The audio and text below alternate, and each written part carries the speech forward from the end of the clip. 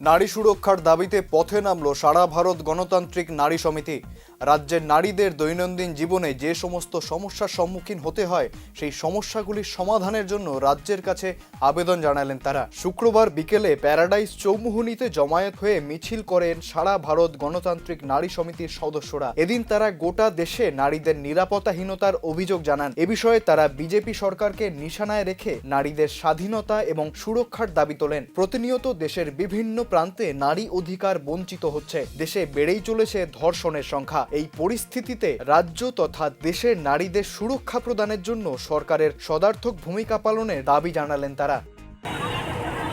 সারা ভারত গণতান্ত্রিক নারী সমিতি কেন্দ্রীয় কমিটির সিদ্ধান্ত নিয়েছে যে গোটা দেশের যে বিজেপি সরকার গোটা দেশের নারীরা আজকে নিরাপত্তাহীনতা করছে। গোটা দেশের মধ্যে নারীদের আজকে নিরাপত্তা নেই।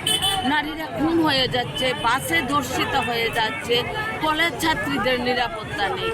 আর এই অঙ্গ হিসাবে আমাদের ত্রিপুরা রাজ্যে আজকে ডাবল ইঞ্জিনের সরকার চলছে। এখানেও আমরা লক্ষ্য করছি যে নারীরা আজকে নিরাপদ নয়, নারীদের নিরাপত্তা নেই। সরকার ব্যর্থ, পুলিশ সেখানে কোনো ভূমিকা নিচ্ছে না।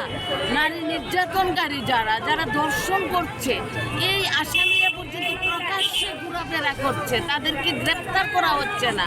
ফলে আরও বেশি উৎসাহিত হচ্ছে সমাজদ্রোহীরা, নারী নির্যাতনকারীরা উৎসাহিত হয়ে আরও ঘটনা করছে।